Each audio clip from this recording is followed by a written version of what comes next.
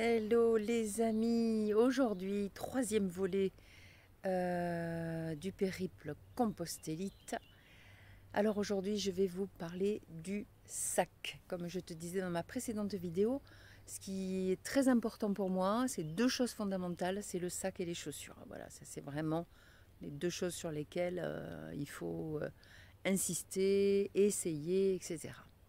Donc le sac, dans l'idéal, je te conseille de faire appel à des professionnels parce que tu vas pouvoir plusieurs marques de sacs à dos, de rando, tu vas pouvoir les essayer.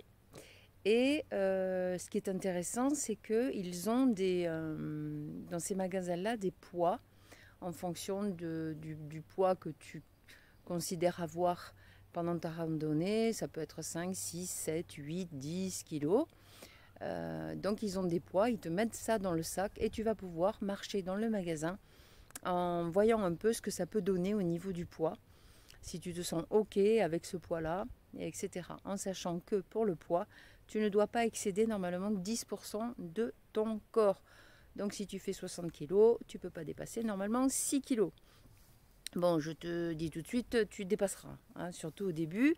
On a tendance à prendre toujours beaucoup trop d'affaires. Et le long du périple, tu te rends compte qu'en fait, tu décharges quelques affaires. Si ça fait 3 jours que tu t'en es pas servi, tu peux considérer que tu vas pas t'en servir pendant tout le trajet, que tu peux t'en débarrasser. Donc tu vas à la poste, petit colis postal, retour à la maison, et voilà. Donc le sac, il y en a plusieurs catégories, bien sûr, donc homme ou femme.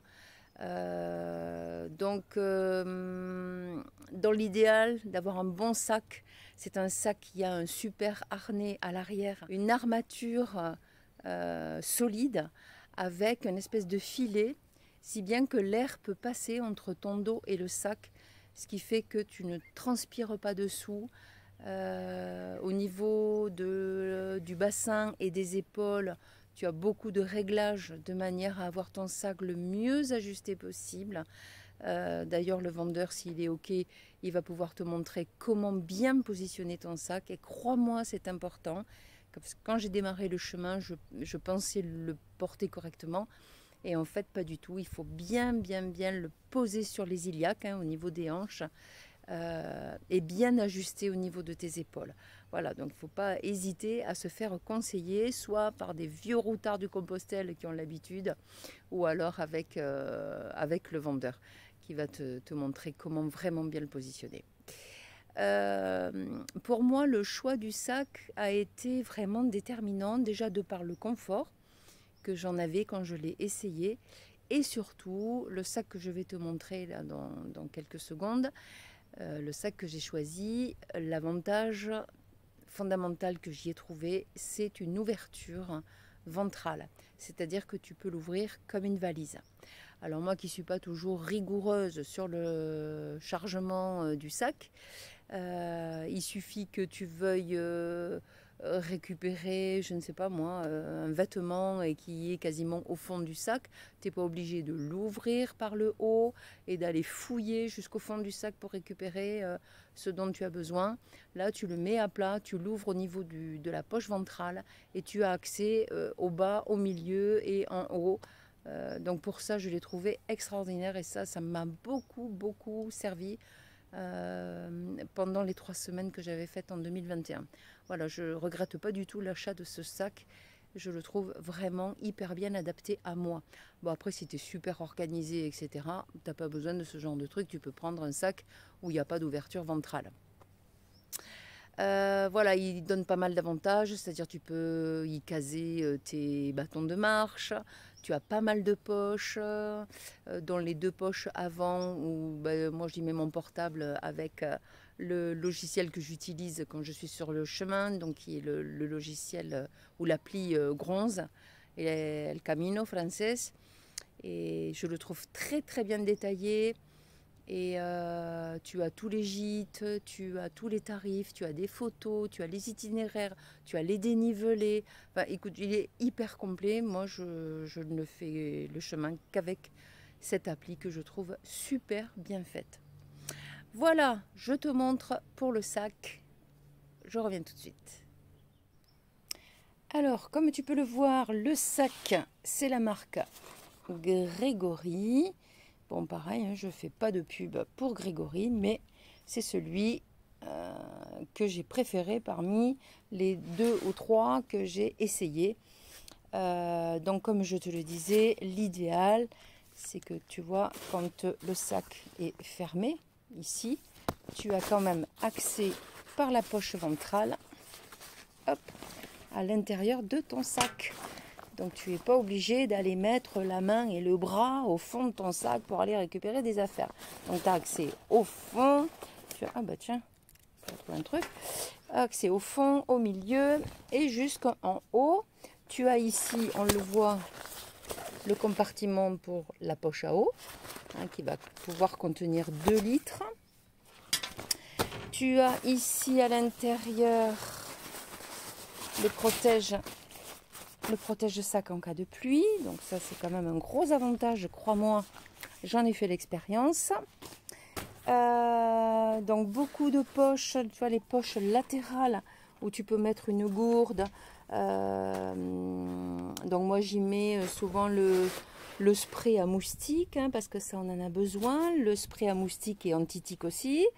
Tu peux y mettre ta lampe frontale le matin très tôt ou le soir. Tu as des poches ici, donc autour de la taille. Là, moi, souvent, j'y mets le portable, donc pour utiliser l'appli Gronze dont je te parlais tout à l'heure. Ici, dedans, j'y mets souvent mon stick anti-coup de soleil, parce que des fois, ça cogne sévèrement, même avec le chapeau. Donc, je mets toujours mes produits solaires à portée de main.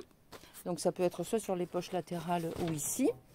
Cet intérieur comme ça te permet de compartimenter. Donc il y a des poches qui existent où tu peux mettre ta poche de vêtements, ta poche médicaments ou produits pour les pieds ou etc. Voilà, tu peux compartimenter ton sac et donc tu peux retirer uniquement que la poche qui est nécessaire si tu as besoin que de tes vêtements ou de tes chaussures. Donc tu peux faire par compartiment. Donc ça c'est super. C'est très très efficace. Ensuite, qu'est-ce que je peux te dire là-dessus? Donc je te montre au niveau donc, du harnais. Voilà. Tu vois, il y a une structure extrêmement solide. Avec le filet ici qui empêche que tu aies trop de transpiration. Donc ça c'est vraiment vraiment top. Parce que quand tu prends ton sac, tu as l'impression qu'il est très lourd, mais très vite, tu finis par l'oublier. Il n'y a que quand tu le lâches le soir que tu te dis « Ah ouais, quand même, c'était lourd quand même. » Mais enfin bon, voilà. Il est quand même très très pratique à porter. Il y a beaucoup de, tu vois, beaucoup de lanières pour serrer, pour ajuster. Donc il est très très bien fichu celui-là. Au niveau de la quantité, donc moi tu vois, c'est un 38 litres. Donc, à mon avis, si tu dois faire que une semaine par an sur Compostelle ou des petites randos comme ça, peut-être tu peux partir sur un 25 litres, c'est suffisant. Mais pour moi qui ai fait les 3 semaines d'affilée, eh bien avec ce sac 38 litres, j'en avais mais largement assez.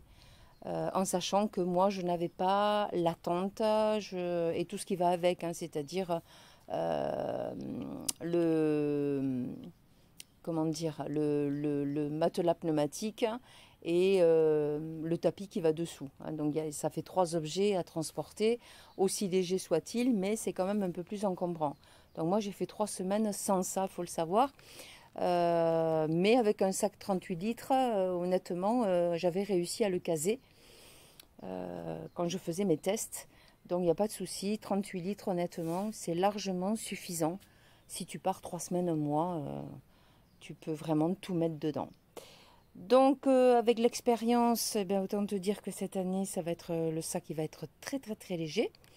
Et je vais te montrer dans un instant avec quoi je vais le remplir. Alors, on va attendre que l'avion passe. Voilà, voilà mes vêtements. Là, tu as tout pour la semaine.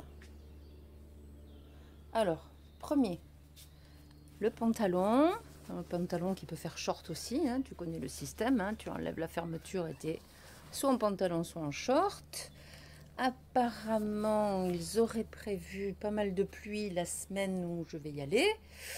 Bon, bah écoute, eh ben, on prendra de l'eau, puis voilà. Un seul t-shirt. Alors pareil, ça c'est en laine mérinos. L'avantage, c'est que ça sèche extrêmement vite. Le pantalon aussi, ça sèche très très vite. Donc le mieux, c'est de prendre vraiment ce type de vêtements parce que crois-moi, si tu prends du coton, tu vas mettre un temps fou à sécher. Il n'y a pas toujours des sèche-linges. Enfin, voilà. L'idéal, c'est que tu puisses laver et sécher très très vite. Donc un pantalon, un t-shirt pour toute la semaine. Plus des sous-vêtements. Sous-vêtements, je te conseille, cela j'ai trouvé chez Decathlon. Ce sont des sous-vêtements qui sèchent pareil extrêmement vite. Donc tes sous-vêtements, tu les laves 5-10 minutes après max, c'est tout sec. Chaussettes, je prends qu'une seule paire de chaussettes. Elle va me faire toute la semaine. Et sur les chaussettes, je te donnerai une astuce que je tiens d'un Hollandais qui avait fait 7 fois le chemin de Compostelle et qui m'a expliqué quand tu veux pas voir d'ampoule, je vais te dire ce qu'il faut faire. Et effectivement, j'ai testé. Bon, normalement, j'ai pas d'ampoule, mais s'il y en a qui ont tendance à faire des ampoules, dites-moi en commentaire si l'astuce que je vais vous donner a fonctionné. Je vous en donnerai plusieurs, dont celle-là. Donc là, je prends qu'une seule paire de chaussettes pour toute la semaine. Un maillot de bain, parce que parfois, eh ben, on tombe sur des endroits où il y a des piscines, ou bien s'il te prend l'envie soudaine de plonger dans une rivière, toujours bien sûr en sécurité. Donc, maillot de bain obligatoire. J'oubliais cette espèce de petit sweat tout léger qui tient chaud, qui tient bien au corps, qui est assez près du corps. Donc, tu peux mettre quand même quelque chose de chaud dessus et ça vient te protéger. Et j'ai oublié, mais il y aura une cape de pluie, enfin même pas une cape de pluie cette fois-ci, je pars juste avec comment dire, une veste de pluie tout simplement. Voilà, je verrai. Si vraiment ça tombe gros, bah, je m'arrêterai quelque part acheter une cape de pluie pour être un peu plus protégée. Mais bon, j'ai fait déjà 2 ou 3 jours sous la flotte. Bah écoute, hein, tu supportes et puis voilà. C'est le chemin aussi, hein, c'est pas confortable. Hein, il y a des moments où tu vas regretter d'être venu. Bon, heureusement, ils sont courts. Et ça, c'est mes vêtements pour les sorties du soir. Donc, un petit pantalon en laine tout léger, un petit t-shirt, un petit pull. Voilà, avec tout ça, j'en ai pour la semaine. Alors, maintenant, les affaires de toilette. Eh ben, tu vois, il n'y a pas grand-chose, hein. Alors, je te conseille une petite poche de toilette. Il n'y a pas besoin de prendre un très gros truc. Tu vois, tout est là. L'avantage, petite ouverture. Et tu peux, dans la salle de bain, pouvoir accrocher, que ce soit dans un sens ou dans un autre. Voilà, tu peux accrocher ta petite trousse de soins. Une huile hydratante. Alors, pourquoi celle-là? Ben parce que tu vois, regarde, visage, corps, cheveux. 3 en 1, c'est parfait. Une pince à cheveux au cas où. Une serviette de toilette spéciale, pareil, qui sèche très très vite. Donc ça, c'est vraiment top. Donc je prends ce genre de petit savon quand tu as besoin de te laver les mains rapidement, plutôt que d'avoir du gel hydrocolloïdal. Ou voilà, j'aime bien le savon comme ça. Un petit savon de Marseille que je mets dans un sachet congélation avec un zip. Donc lui, il va faire tout. C'est-à-dire, il va faire corps, visage, shampoing et lessive. Voilà. Donc, avec un savon, tu fais tout. Inutile d'amener ta petite lessive d'un côté, ton petit savon de l'autre, ton petit shampoing. Crois-moi, tu vas le regretter. Prends direct un bout de savon de Marseille et il va te faire tout. Tu te referas une beauté capillaire à ton retour. Ensuite, une petite poche avec quelques cotons-tiges. Ici, une toute petite brosse à dents avec un mini dentifrice. Un peigne, je ne prends même pas de brosse à cheveux, un peigne suffira. Et un gant de toilette. Voilà. Tout ça, c'est mon petit trésor pour la toilette. Tu vois, il n'y a pas grand-chose, mais crois-moi, c'est largement suffisant. Alors, dans la catégorie objets divers et variés, d'utilité publique, donc nous avons un petit sac poubelle. Ça peut servir soit pour mettre du linge humide ou pour jeter des choses. Une poche zippée, c'est pareil, parce que tu peux y mettre, je sais pas, soit ton alimentation du midi ou bien quelque chose que tu as trouvé en forêt. Enfin voilà, ça peut toujours servir. La lampe frontale, indispensable, parce que quand il fait chaud, eh ben, on a tendance à partir très tôt, hein, pour éviter d'être en plein cagnard à midi dans une côte terrible avec le sac à dos. Donc on part tôt. Généralement, on se lève vers 5 heures et le temps du petit déjeuner et on décolle. Donc quelquefois, il fait encore un peu nuit. Donc on part avec la lampe frontale, ou bien quand tu es dans le gîte, ça te permet de pouvoir bouquiner un peu, si jamais tu as envie de bouquiner, si tu n'es pas raide mort, sans gêner ton voisin. Alors, ma petite timbale, voilà, qui a l'accroche au mousqueton, super pratique. Ça, je me tâte, je ne sais pas encore si je vais la prendre ou pas. Un briquet, ça peut servir. Un couteau suisse, eh ben, un couteau suisse, indispensable. Un stylo. Parce que le soir, quand j'arrive, généralement, je retrace ma journée dans un cahier de voyage ou un carnet de voyage. L'indispensable anti-moustique, anti-temps, guêpe, éthique. Vraiment, ça c'est hyper important.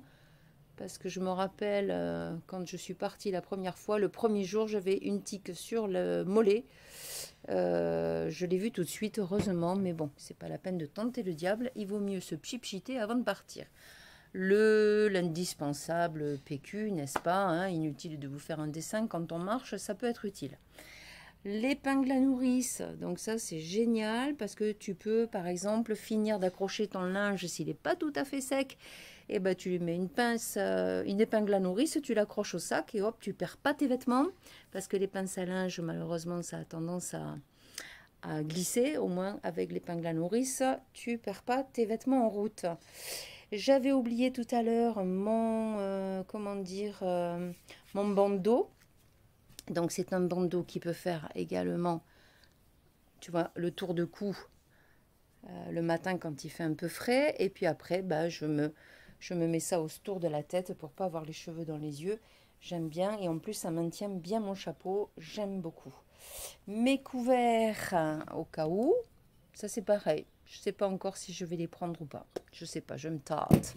On va voir. Parce que mine de rien, ça fait quand même du poids. Et ensuite, bah, une batterie autonome, indispensable à avoir au cas où.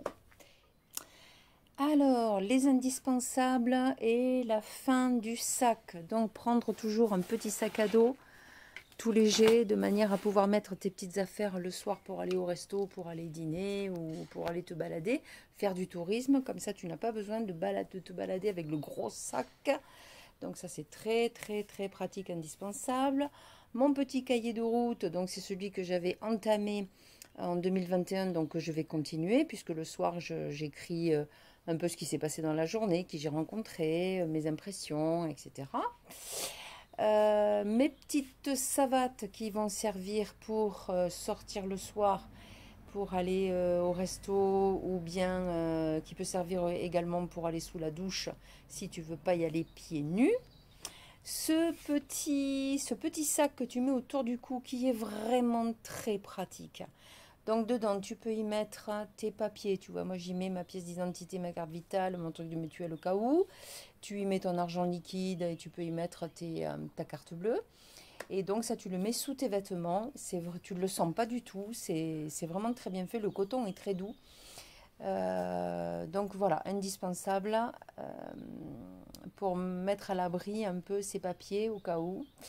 Ensuite, ma petite poche, voilà, ma petite poche de secours, donc avec dedans la couverture de survie, un peu de baume du tigre, ben, au cas où il y aurait des tendons d'Achille et des aponevroses à masser, Dieu sait qu'il y en a. Donc ça, ils sont toujours contents qu'il y ait un pot d'eau qui débarque dans les gîtes. J'ai remarqué.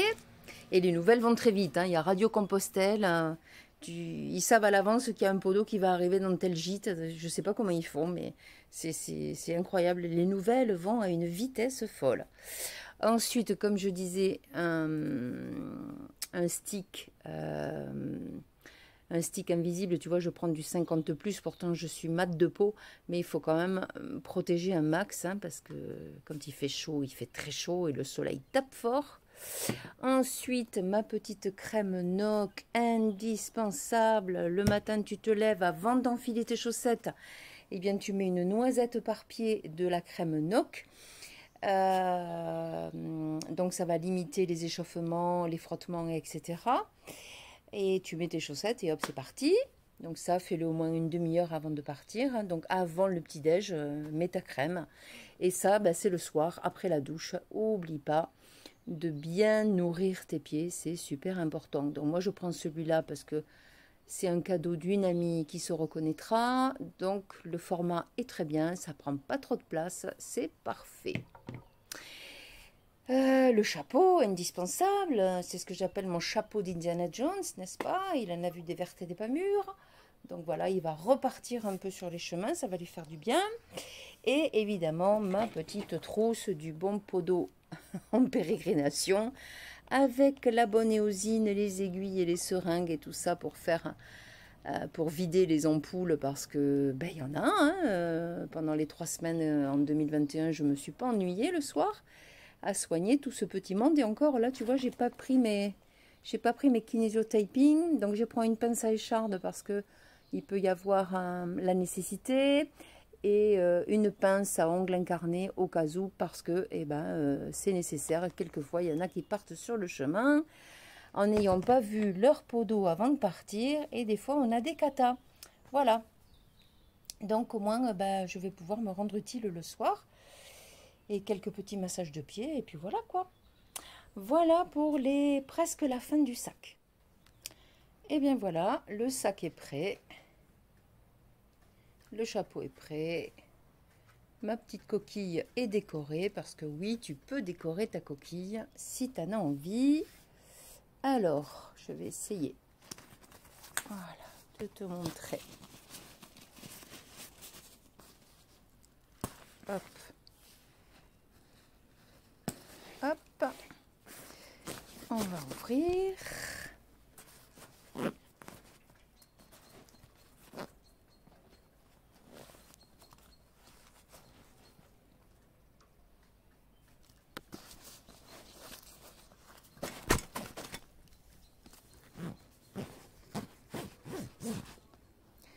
Voilà.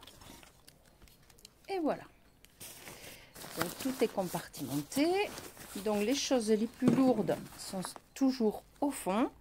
Donc là au fond, il y a mon duvet et le compartiment où j'ai les chaussures et tout un tas de trucs que je t'ai montré tout à l'heure. Ça, c'est un compartiment à vêtements. Et ici, un autre compartiment à vêtements. Je suis désolée pour le mal de mer. Super la caméra de tout faire en même temps. En fait, j'ai beaucoup de mal à ce que ce soit stable. Voilà, donc tu vois là, j'ai qu'à tirer, j'ai mes vêtements pour la rando. Ici, hop, j'ai mes vêtements pour le soir. Ici, j'ai tout ce qu'il faut que je t'ai montré tout à l'heure. Mon sac de couchage au fond avec mon sac à rêve. Et dans les compartiments, donc ici j'ai mis mon vêtement de pluie.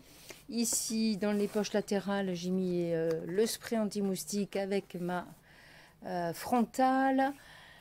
De l'autre côté, le PQ, toujours à portée de main, n'est-ce pas?